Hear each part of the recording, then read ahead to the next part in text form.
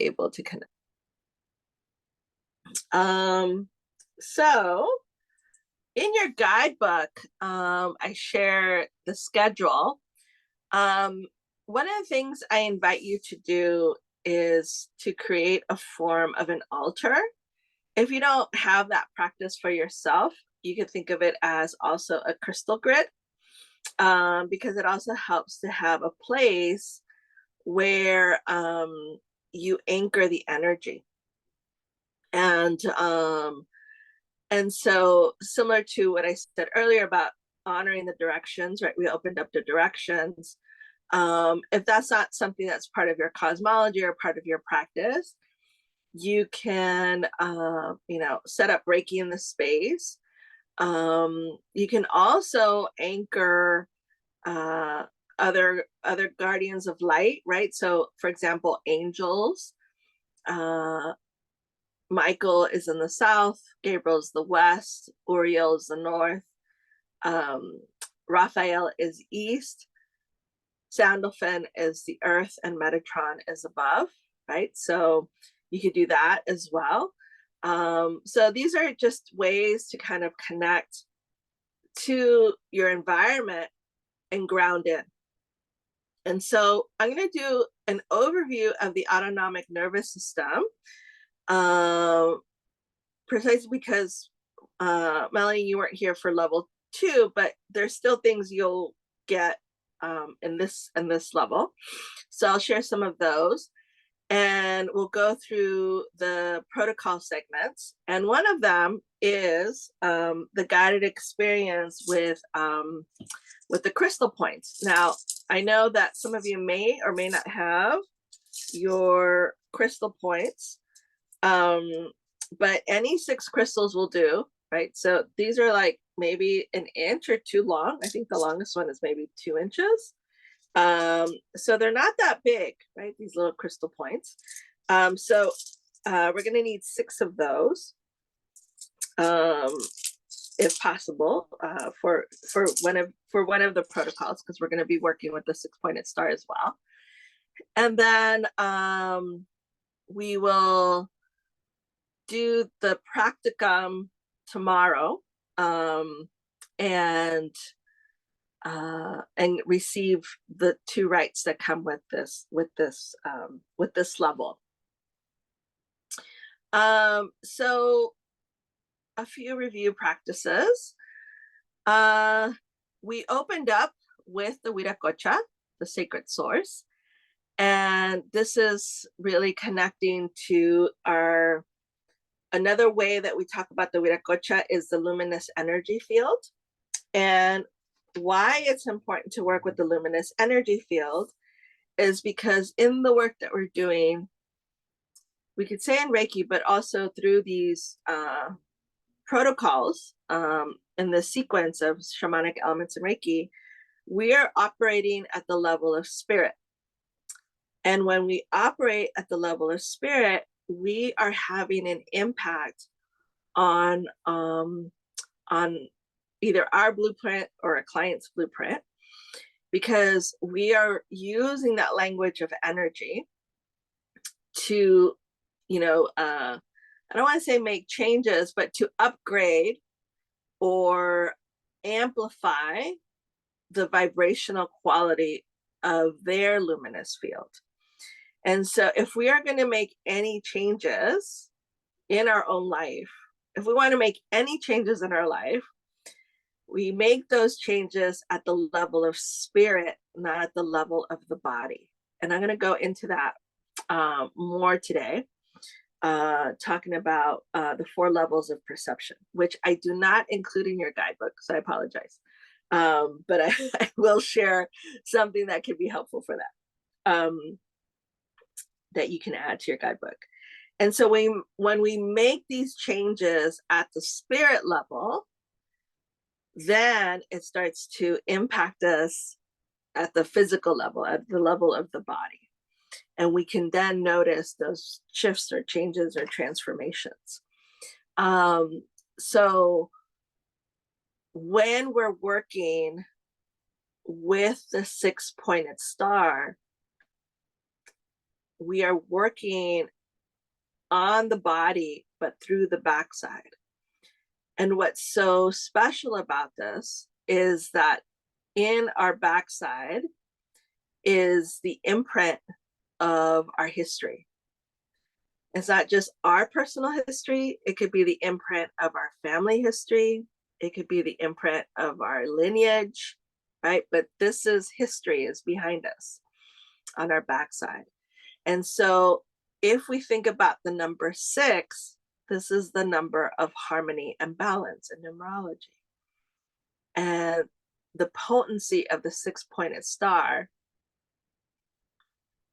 along with the 5-pointed star, so those who did level 2, when you're operating these 2 sacred geometries on the front side of the body and the back side of the body, it's going to do some beautiful work, right? It's going to do some beautiful work.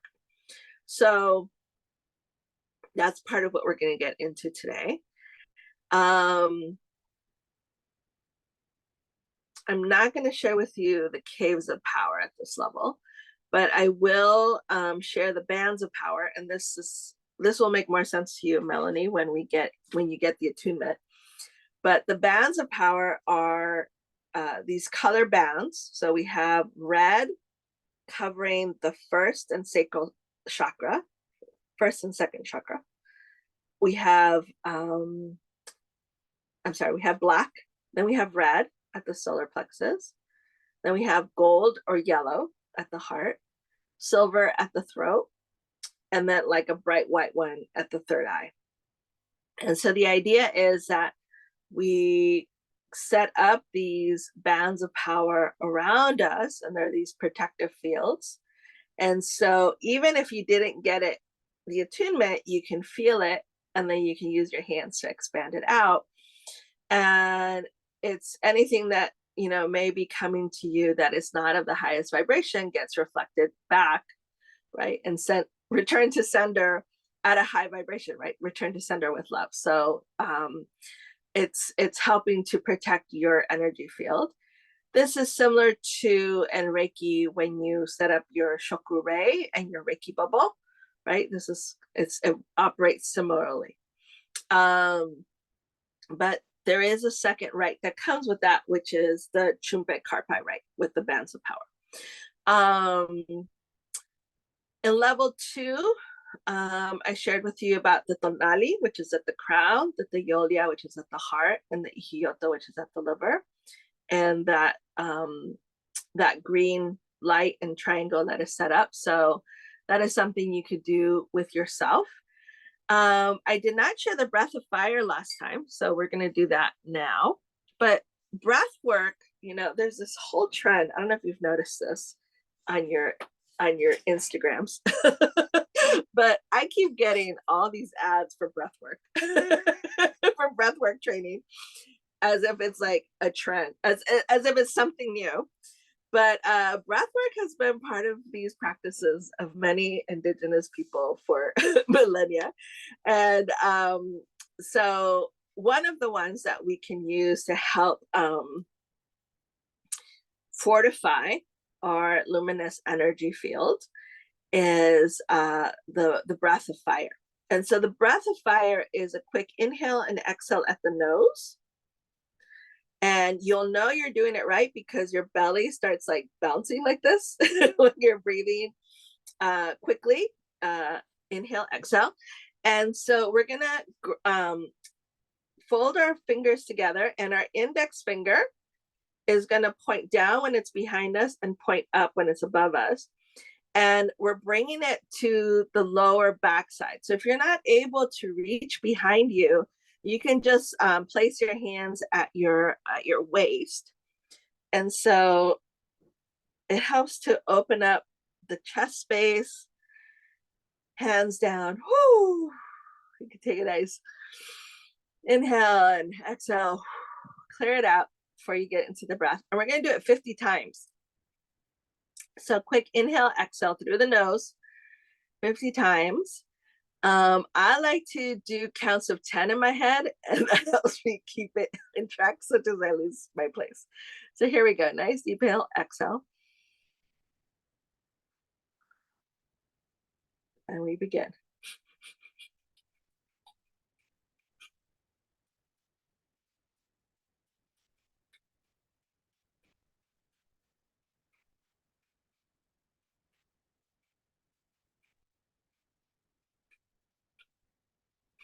And once you've done your 50, release the hold and place your palms upwards on your thigh and pulsate at your tailbone, at your perineum, like 2 or 3 times, and bring that energy from earth up into your body, into your field.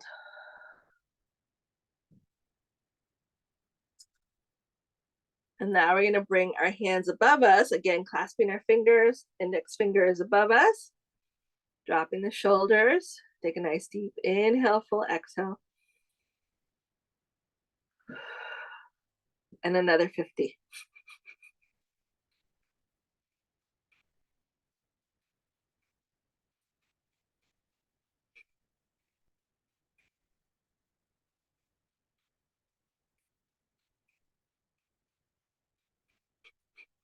And once you've done your 50, drop your hands. Again, palms up, pulsate at your perineum, at your tailbone, bringing the energy from above into the crown, grounding it into the earth.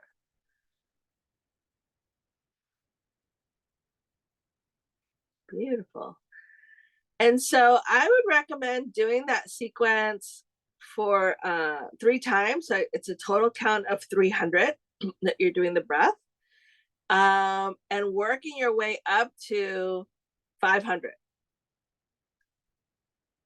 If it's too intense to do the 50, because sometimes if you have respiratory challenges, it might be a little intense to do the 50, then start with 25, right? Like work your way up, work your way up. But that would be a good practice to add the breath of fire. You know, you've opened up your Wiracocha, you do your fire ceremony, and you then do the breath of fire and then the bands of power, and then doing the Kawa Karpai rite, the S.E.R rite, as well. Cool. So Dr. Randolph Stone writes about the autonomic nervous system as the emotional fields, usually unconscious patterns and impulses, flowing over the sympathetic system to seek expression and fulfillment through the sympathetic nervous system. I'm going to pause right there. So what he's saying is that the emotional fields, we could think of that as sacral, we could think of that as the emotional body, are these unconscious patterns and impulses. 94% of our thoughts are unconscious. So 94% is operating in these emotional fields, right?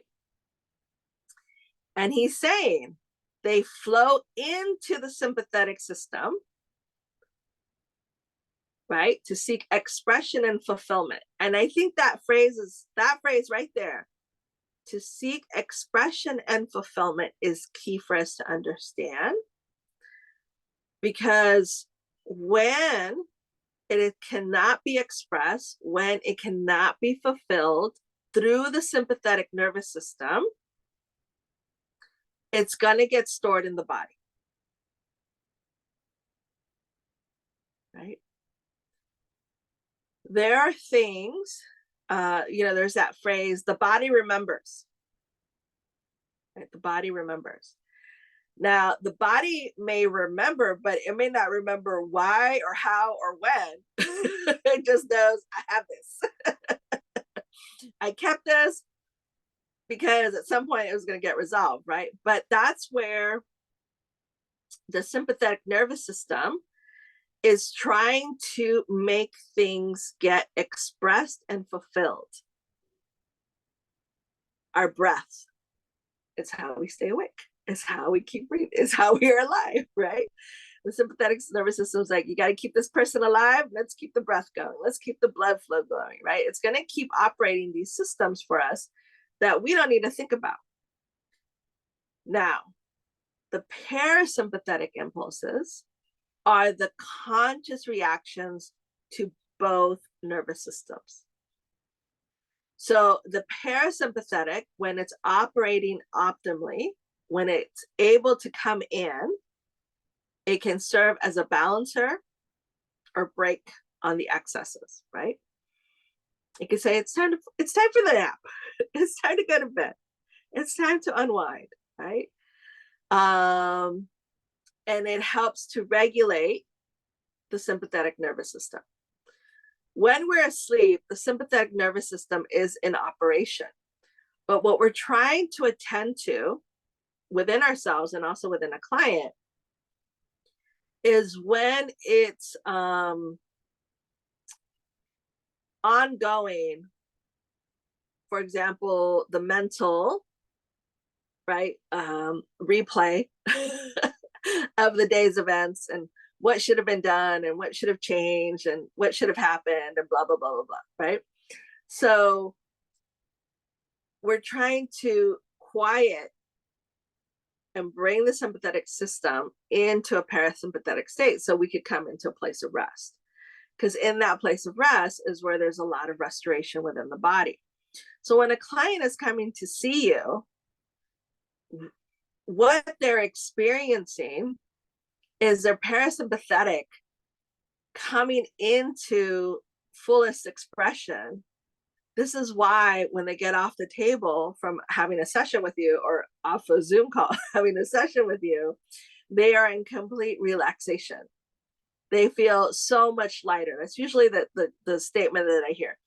Wow, I feel lighter. I feel at peace. I feel relaxed. I feel not as tense, because something happened in that session where the parasympathetic was able to come in and do its work, right? How is this landing? Okay.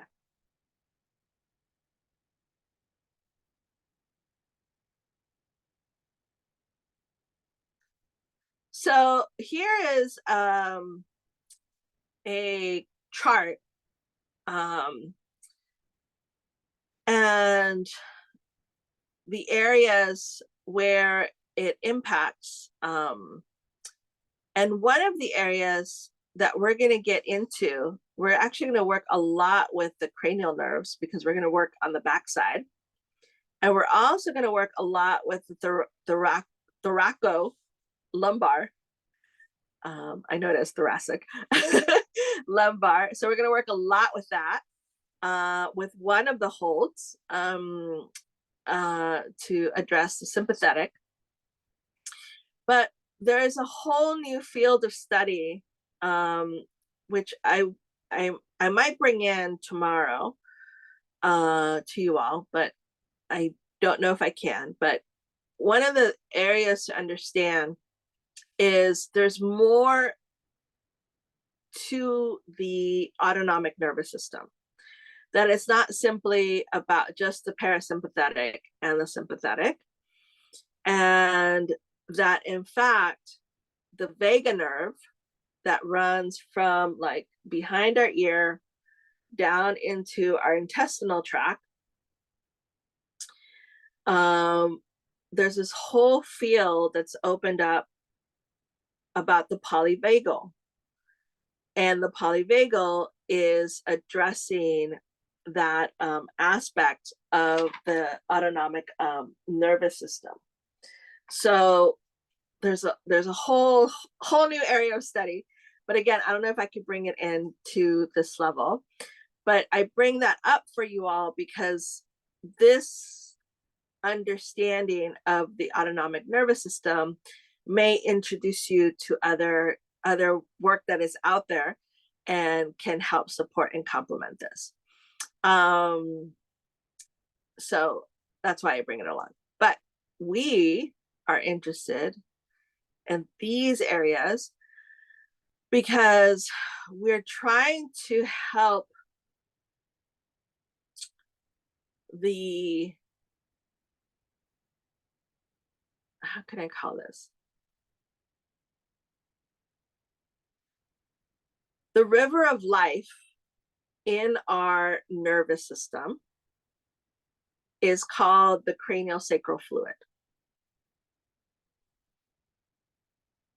And that river of life of the cranial sacral fluid, found in the cranial sacral fluid, runs through our spine. And so in running through our spine, we are working the grid on the backside of the body, but we're also going to be attending to this cranial rhythm and the spine. When a client is face down on the table, it helps to drop them into a parasympathetic state very quickly. So sometimes, you know, we offer you these protocols and we have you have the client facing up, right? Sometimes you could start the session face down. It's like, let's just start here.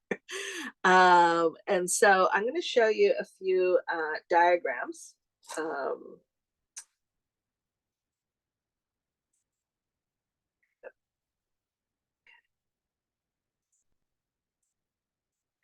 So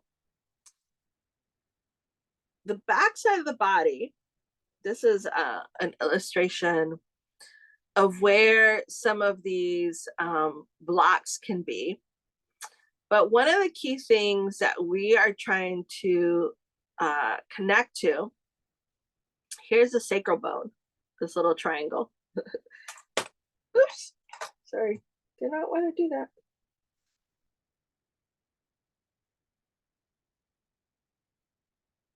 There we go. This is the sacral bone. Here's your tailbone, right? This is the points of your tailbone. Here's your sacral bone. We are going to be holding at the sacral bone, and we're also going to be holding at the thoracics, which is the mid back, right between the shoulder blades, right? And so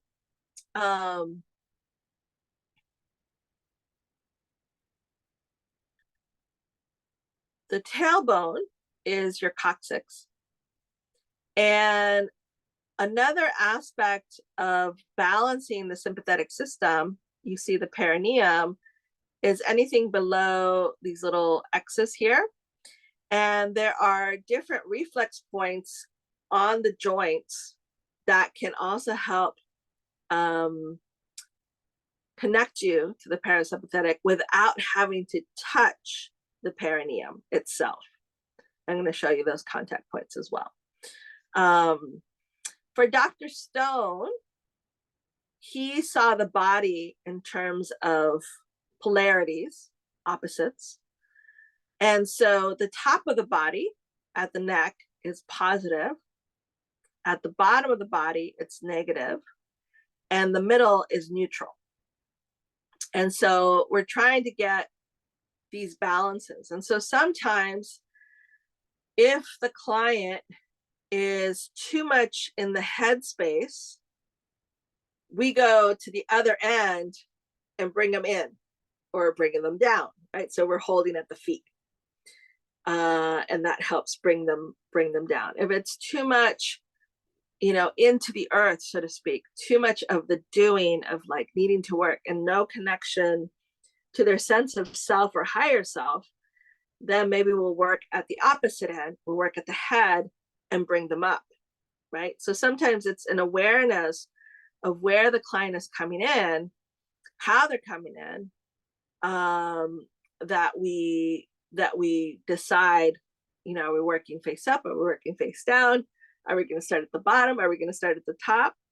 I know in Reiki, we share with you to start top down, right? You're working the chakras from the crown to the root.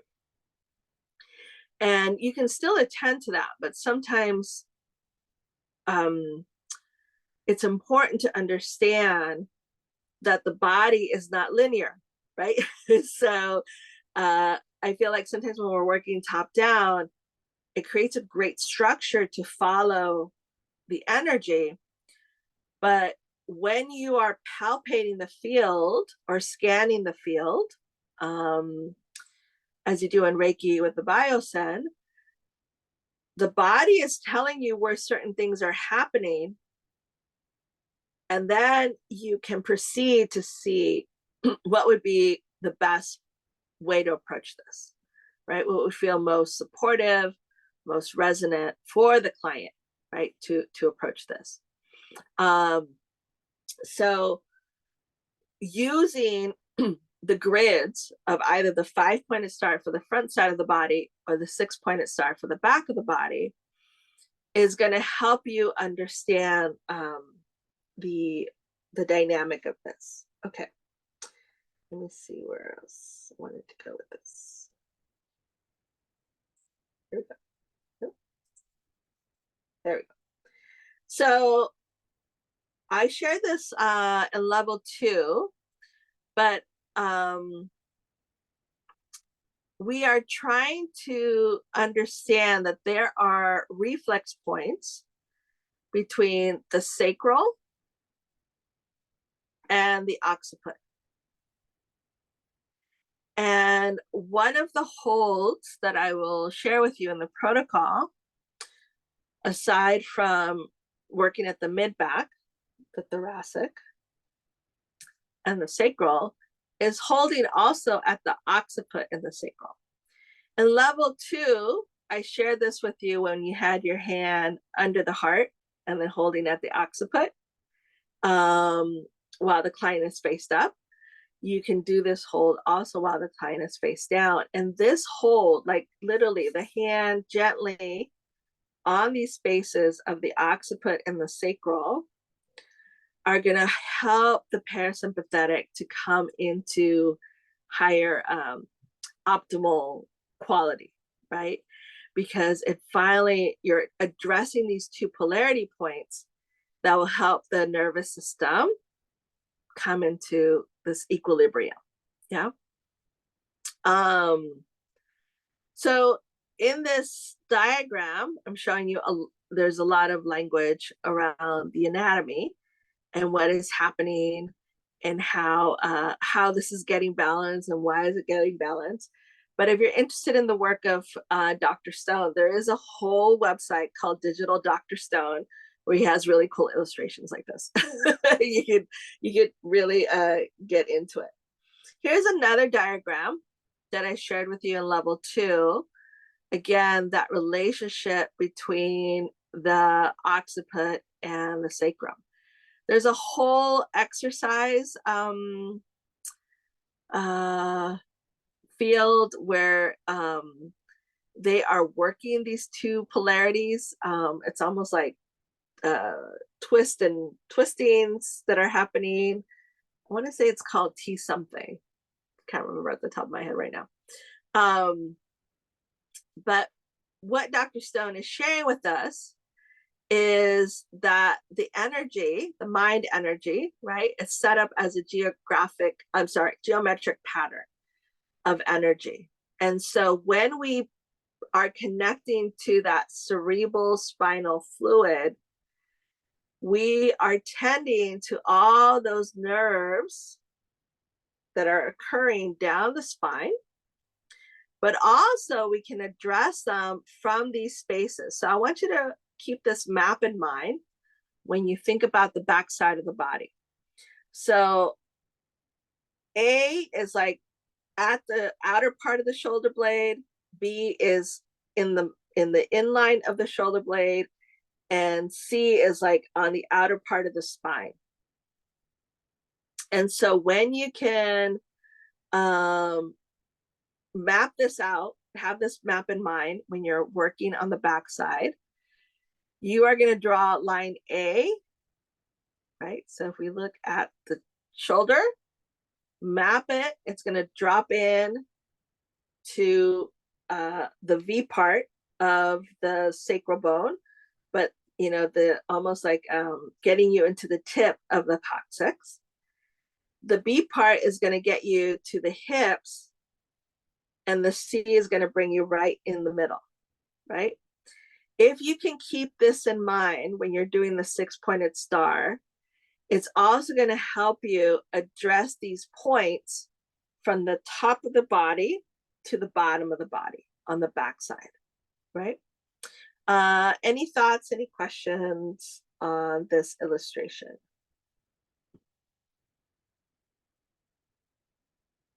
Okay. So this is going to be a good one to keep in mind how it lines up, just these three lines on the back side, right? Okay, cool. When the client is facing down, this is one that you can do as well. The illustration here is showing you the client on the side. But when the client is facing down, this one you can do where you press the side of your hand into the shoulder blade, and you're kind of cupping the front side of the shoulder. And in the inhale breath, you feel the client taking the breath. At the exhale is when you kind of push into that shoulder blade, giving some opening to that space. And as you're pushing in, you're pulling at the front part of the shoulder. So I could give this scapular lift and release some of that space in the back.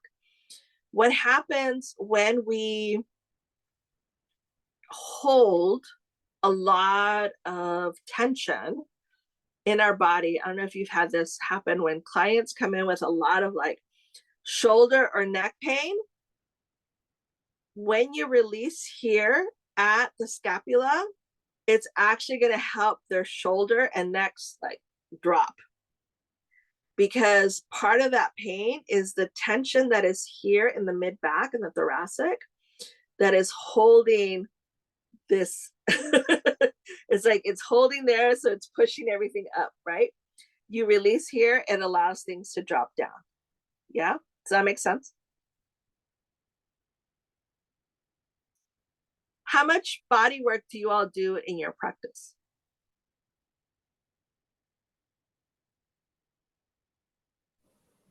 A little bit. A little bit. Do you, in the little bit that you do you work like releasing particular areas of the body? The back. The back. Yeah. Okay. While they're face down?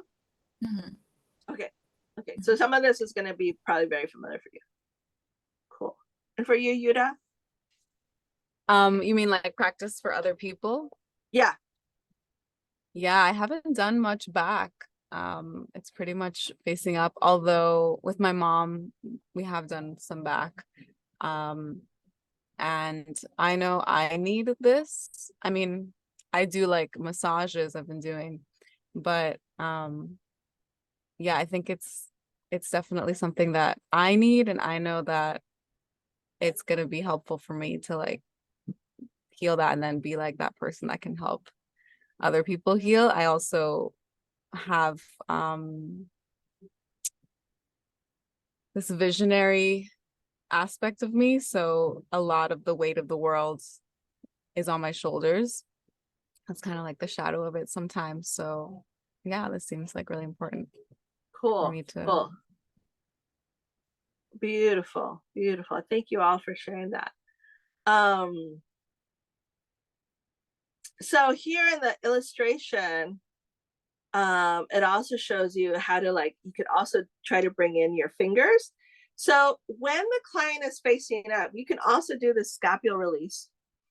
And level 2, I shared with you, tending to the heart space at the yolia, right? So you're holding at the bottom, at the back of the heart, and you're hovering at the top. And so you can also do this pull. And what you're doing is you're cupping the fingertips and pulling at the shoulder towards you. And you do this on both sides because you always want to balance both sides. And so when you're doing that, it also does a scapular release if you're not wanting to do it while the client is facing down. So that's another option for you as well, while the client is facing out. Okay. So in level 2, I shared with you these diamond points that, if you notice, they're all at the joint, right? So we have the ankles, the knees, the hips, the wrists, the elbows, and the shoulders. Here, the one in the middle is the one we're focused on when the client's on their back. You can still do the diamond points while the client is laying face down. And we're pulsating. So what the diamond point is, Melanie, is we have the thumb, and then we're either using our index finger or our middle finger to create like an energetic charge at these diamond points. So think like a battery, right? Positive, negative, neutral. And so we're trying to create a charge. So you're either going to do thumb and thumb, thumb and index, thumb and middle finger, and you're going along these diamond points. So when you're on the client's backside, you're really above the hip and right below the buttocks, not at the buttocks, but below the buttocks, right? So that's the diamond point there. And so these diamond points, I also spoke to them as the 13 portals of the body, right? So these portals, these entryways, are the joints. And so sometimes energy can go in through those energy points. And so it's good to tend to them as well. Cool.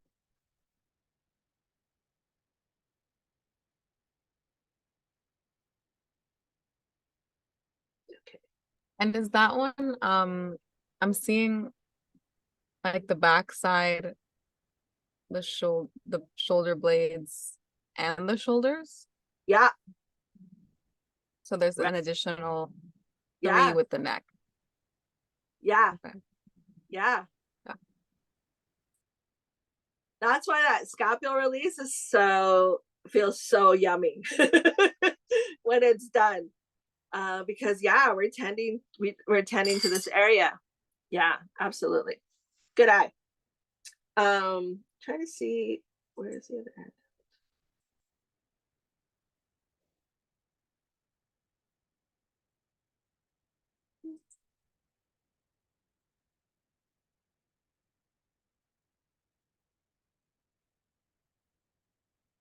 Hold on, let me stop the share because I'm wanting to find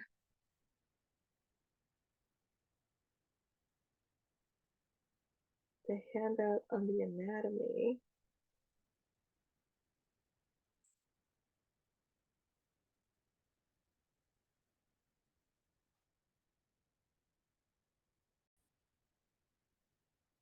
So on the back side,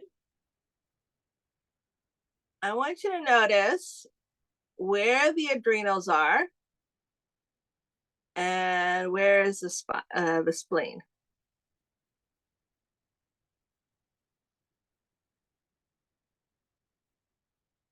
Are we on the left side of the body or are we on the right side of the body?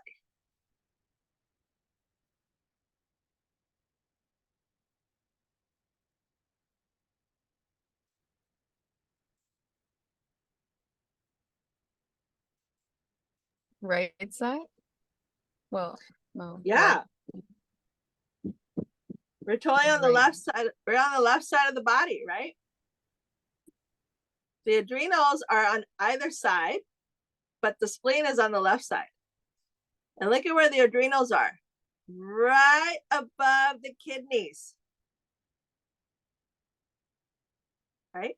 So think of the rib bone. Like you could even feel yourself right now. You could think of the rib bone and put your hand right back there, and you're touching at the kidneys, and the top of the palm, this part, is going to be like resting kind of like on the adrenals. Right? So if the lungs, right, are under the rib cage, the adrenals are right above the kidney, but like right below the rib cage, right? And the spleen is very close, but well, maybe not very close, but it's definitely on the same side as your heart. Why do I point this out? This is where the nervous system is really sourcing from. That freeze, that flight, right?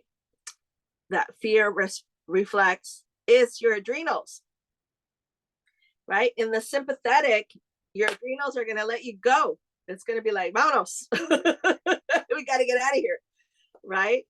But this is at the kidneys. So sometimes, or above the kidneys, I should say, when we're on the backside, even holding at the space right below the rib, and Takawara has this protocol where you're holding at that space in Reiki too.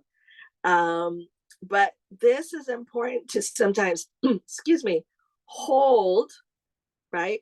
Just to hold at this space and allow for the energy to shift. And it's like, oh, okay, the parasympathetic is coming into play now, right? So I show you this diagram because I think it's important to also understand where they're at. And we're going to get into the spine. I'll show you another one in just a bit. Let me scroll down.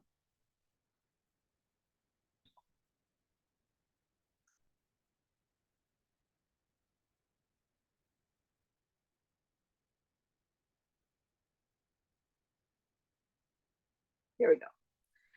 So part of connecting to this cranial rhythm is that we are literally connecting to the pulsation of life of all of these aspects of the spine. So if we see adrenal here and we follow the cord, it is up here by the occiput. So when we're holding at the occiput, and we can have a mental intention, I am also here to support your adrenals.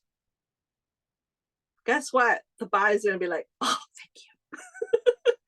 Thank you. Right?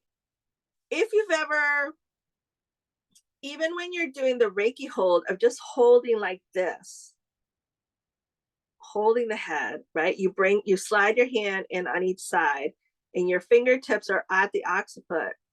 You might notice that all of a sudden, like the body literally takes a big breath. Maybe not physically like, but you feel like a drop down, right? That is you feeling the cranial rhythm is being held in that space, right?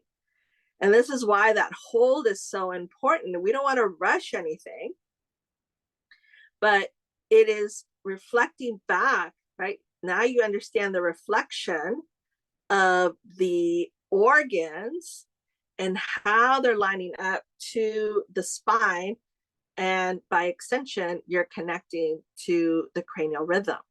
And so here the adrenals are connecting to the cervix, and this thoracic cord, I'm gonna increase this a little bit, right? This middle area is what we're really interested in, because here is another aspect of the adrenal going into almost that area where we touched. And when we are tending to this mid back area, referencing to level 2, you're tending to that heart space. You're tending to that theolia. But in this level, when we're tending to the thoracic, it's as if giving the body permission or indicating to the body, you could drop whatever you've been holding there and just leave it on the table. Just in this moment, right? And that hold doesn't have to be like a push down, like you're forcing something. It's just you holding at that space. So in the body, it's as if your hand is sliding in between, just to give you a visual, between the two shoulder blades. That's where we're holding. And then simultaneously holding at the sacral. And that hold, like literally a session could be mostly doing that hold. You could probably do that hold for a good solid 10 minutes. And it'll be an amazing session. Because what we're inviting, and this is what we call in the name of this protocol is bringing down the jaguar.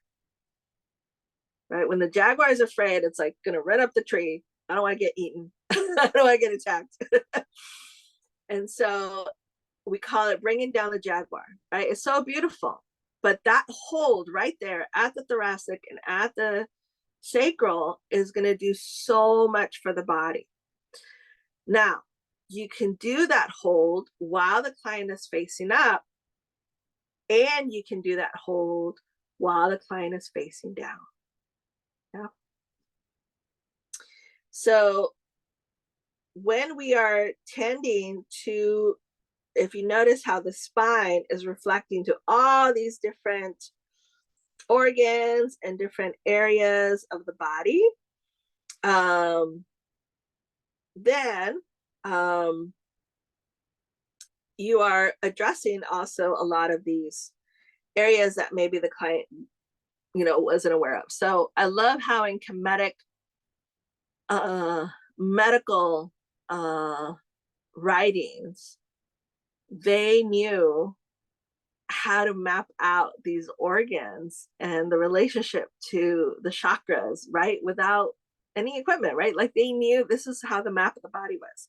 So this to me is always so fascinating to understand these like reflex points. But when we're working on the back side, there is a lot of gentleness and not so much to do as when the clients face up. So as we go through the protocol, and I'm doing this review mainly because Melanie didn't join us for level 2, but I'm doing this review because it also helps us remind us where are we touching, where are we connecting to. I think that was it with terms of the shows of that. But let me make sure.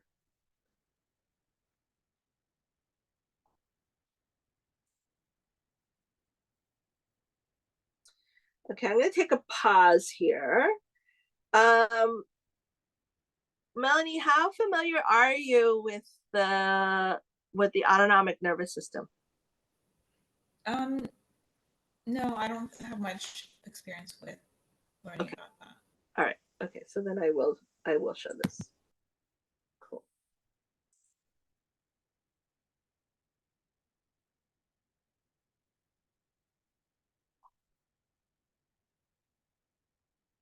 Okay, let me share this one then.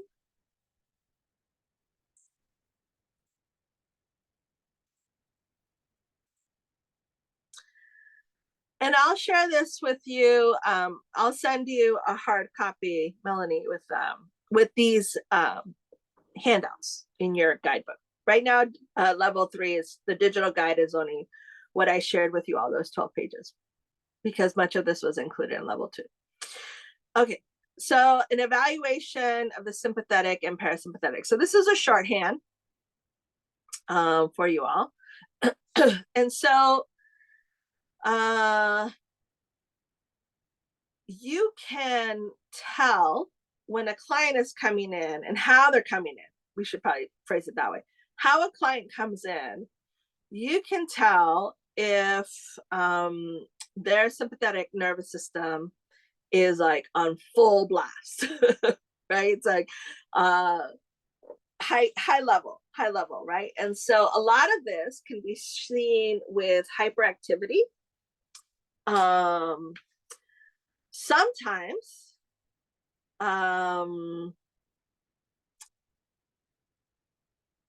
well, maybe I should say maybe not sometimes, but often what will happen when a client is has experienced physical harm, trauma, abuse, we always ask for consent. We always share like how comfortable are they with touch? Are there certain areas not to touch? But sometimes what happens is unknowingly their sympathetic system is always on alert. And so you will notice this where maybe they can't be still while they're on the massage table, right? Or they're always like, what was that? What does that mean? Right? It's that kind of response.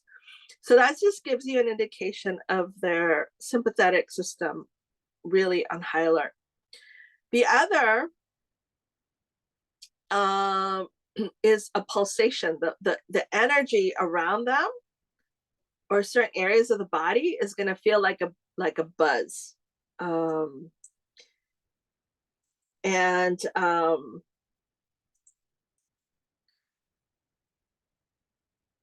Also a quick, there's like a quickness to emotions, right? Whether it's anger, whether it's joy, falling in love like every 5 minutes, right? There's a quickness to any one emotion. That's another one. So you could hear that in maybe in the words that they use and their check-in. And so you can also notice within yourself, like we try to be neutral, right? But sometimes a client's energy with an overactive sympathetic nervous system will activate us, and we'll notice that shift too.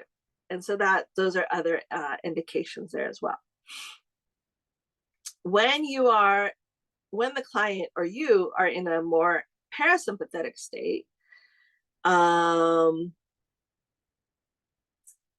there's a lot of slowness, right? Think of the sloth, the sloth animal. It's like very great example of the parasympathetic. The breathing is deep and slow. This is why meditation and breath work is so impactful, because we come into that parasympathetic state. There's almost like you can't feel any tenseness in the body or the muscle tone, right?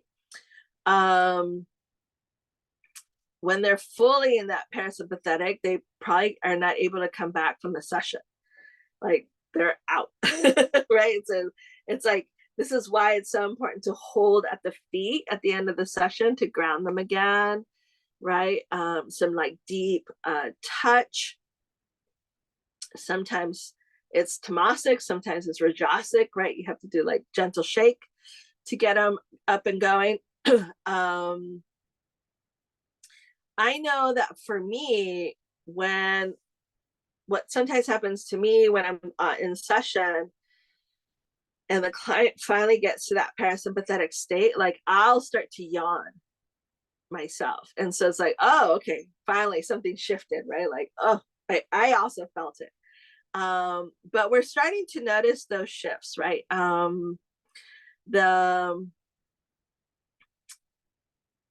What's interesting to me is the no boundaries. So, it's like, it's okay to touch.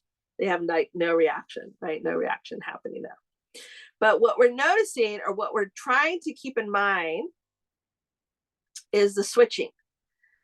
So we're either going to feel a release of tension, we're going to feel a change of pulse, we're going to notice the breathing pattern changes, we're going to notice something has shifted. And so for you as a practitioner, you already have your way of reading or understanding energy. When it comes to the autonomic nervous system, we're paying attention to the shift from sympathetic to parasympathetic. right? To come back into that neutrality. And so working with the 6-pointed star is going to help us do that. And attending to the cranial rhythm, feeling for that is also going to help us do that. So I'm going to take a pause here. Any thoughts, any questions on that? We covered a lot right now. I want to make sure we have some room to absorb it as well before we get into the next part. Cool. All right. So, Yuda, do you need me to review anything from last training? Like, does this walkthrough felt helpful, or anything else that you want me to clarify? I think I'm good. Yeah. Okay, Mhm. cool. Melanie, for you, I know that was like a quick overview, but do you feel like you have a sense of it? Yeah, I am aware of that system. I don't think I use that wording autonomic nervous system, but I'm aware of that system. Coolness. All right, we're gonna go into the next section. I'm gonna stop the recording.